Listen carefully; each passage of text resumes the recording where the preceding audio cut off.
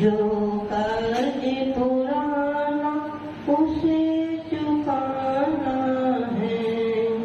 जागे जागे सौभाग्य जगा संयम पथे धारो, संयम पथे धारणी करके मोक्ष महापद पालो, मोक्ष महापद पालो।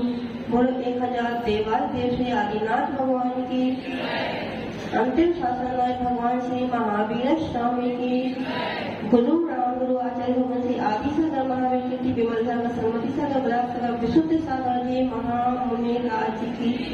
हे धरती के देवी दिगंबर तुम्हें नमन मेरा, तेरे पद चिन्हों पे ध्रुवन लगे गमन मेरा।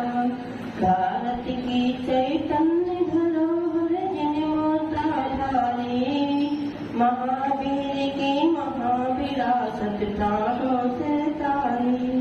जिन शासन जय बनते रहेगा चार तिलक तेरा, तेरे पद चिन्हों पे गुरुवर रहे गमन मेरा।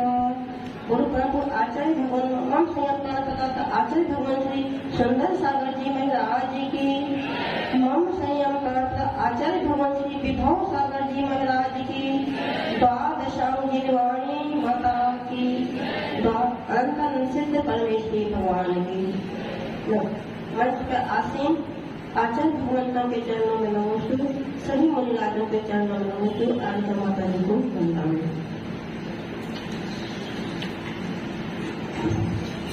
संसार का प्रत्येक प्राणी 4 गतियों में घूम रहा है। अभी हम कर्म सिद्धांत पढ़ा, इसमें माता जी ने आपको बताया था कि गति कितनी होती है, बस। तो हम चारों गति में ही घूमते घूमते कहाँ गए, मनुष्य गति में। प्रति क्षण हम किसी न किसी गति का बंध कर रहे हैं। अभी हमें गति बंद हो रहा कि नहीं हो रहा? तो गति बंद होते होते भी हम बदल सकते हैं, लेकिन यदि हमें इस समय आयु का बंद हो गया तो क्या हम उसे बदल सकते हैं?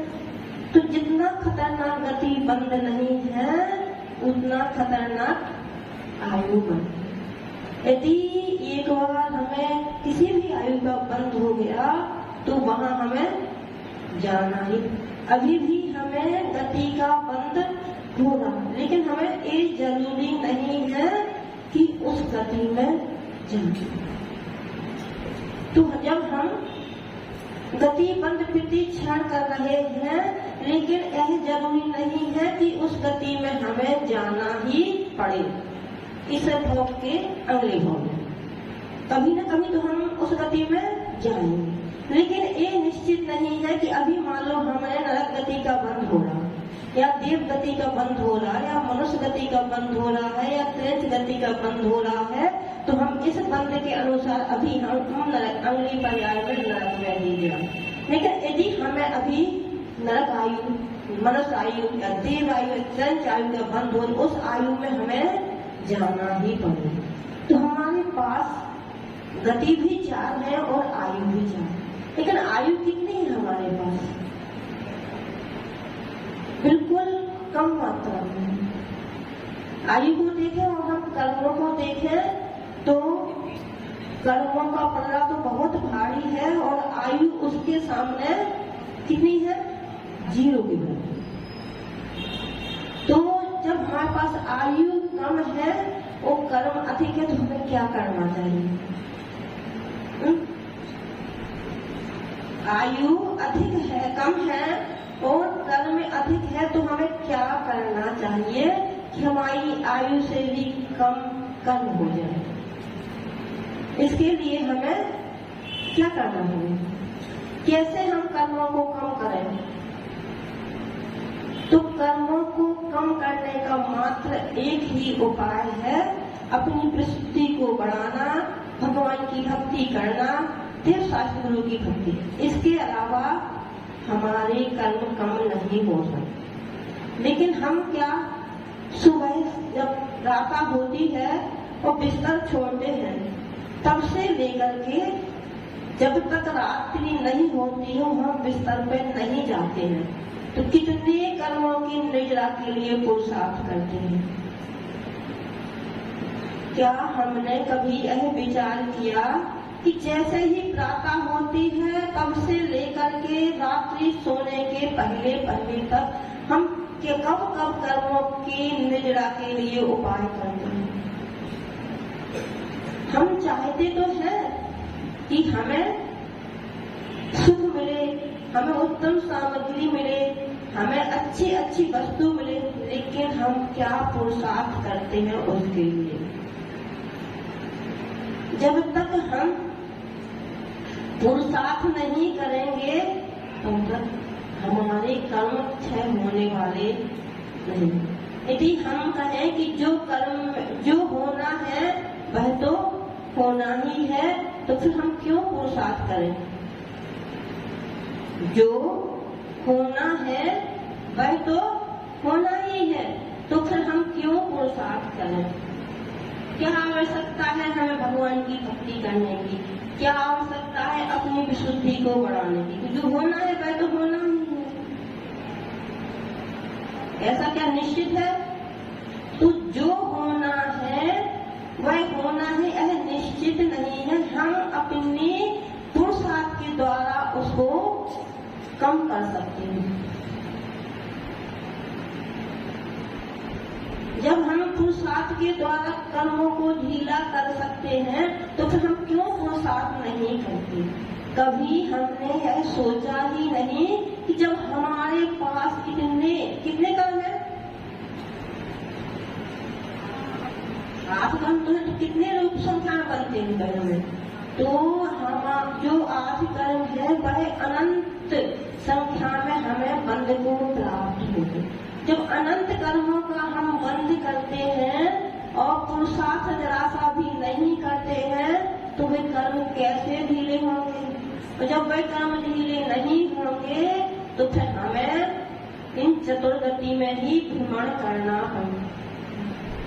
जब हम नरक गति में थे तब हम क्या विचार करते थे कि हमने जरूर कोई ना कोई पाप कार्य किए होंगे जिसकी वजह से हम यहाँ नरक गति में आए, और अब हम आगे जाके ऐसे कोई कार्य नहीं करेंगे कि हमें पुनः इस नरक गति में आना। लेकिन जैसे ही हमने नरक के दुखों को भोगा, नरक में दुख कितने हैं? बस बहुत सारे। अच्छा, हमें यहाँ तो पता है कि नरक में तो अधिक थे। यहाँ हम मनुष्य गति में हैं, तो अभी हमारे पास दुख ज्यादा है कि जब हम नरक में थे तब दुख ज्यादा थे। अभी दुख नहीं है, अभी तो पूर्ण रूप से सुखी है ना? पूर्ण रूप में सुखी है ना? तो अच्छा, 90% सुखी है, 10% दुखी है। कितने सुखी है, कितने दुखी है? 50% सुखी है, 50% दुखी है। हमें तो सुख कहीं दिखता ही नहीं, जहाँ देखो कहीं दुख दिखता। जब हम आपको देखते हैं तो लगता है कितना सारा कार्य करती है, कैसे इतने कार्य को करती होंगी, तो हमें दुख दिखता, सुख दिखता ही नहीं। हम कैसे माने कि 50% सुख है और 50? इस संसार में सुख है ही नहीं। यदि इस संसार में सुख होता तो तीर्थंकर भगवान क्यों इस संसार को छोड़ के जाते? तो जो दुख हमने नरक की पर्याय में भोगे, वैसे ही दुख हम यहाँ भोग रहे हैं। जब हम माता के गर्भ में थे तो क्या कम दुख भोगे? 9 महीने हम कैसे रहे? हमारी इच्छा यदि हाथ फैलाने की थी तो हम हाथ भी नहीं फैला पाए। बिल्कुल ऐसे बंधे रहे जैसे किसी ने हमें रस्सी से बांध दिया। तो कोई दुख कम थे क्या? जो दुख हमने नरक में भोगे, वैसे ही दुख तो हम इस मनुष्य में भोगे। लेकिन बस हमें क्या है, देखते हैं हमारी इच्छा की पूर्ति हो गई, हम सुखी हो, हम उसको सुख मान लेते हैं। लेकिन वास्तविकता में सुख तो यहाँ गंज मात्र भी नहीं है। जिस तरफ देखो उस तरफ दुख ही दुख है। अभी जो मुनिराज जी की हत्या हुई, क्या उसमें दुख नहीं हुआ? हम लोग कितने दुखी हुए, कहाँ सुख है? हम जिस तरफ आंख फैलाते हैं उसी तरफ दुख दिखता है। यदि हम पशुओं को देखते हैं तो दुख दिखता है, यदि हम किसी गरीब पुरुष को देखते हैं तो दुख दिखता है, हम किसी अमीर पुरुष को देखते हैं तो दुख दिखता है कि इसके इतना पैसे कमा है लेकिन इसको बीमारी ने ऐसा जगा दिया कि सुख पेट भर के अपनी इच्छा अनुसार खा भी नहीं सकते। तो सुख है कहाँ हम सुख की खोज करें? सुबह से शाम तक हम जो भी कार्य करते हैं उसमें से 1% भी हम सुख के लिए नहीं करते हैं। 99% हम दुख ही दुख के लिए करते हैं। और हम चाहते हैं कि हम सुखी रहें। कैसे हम सुखी रहें?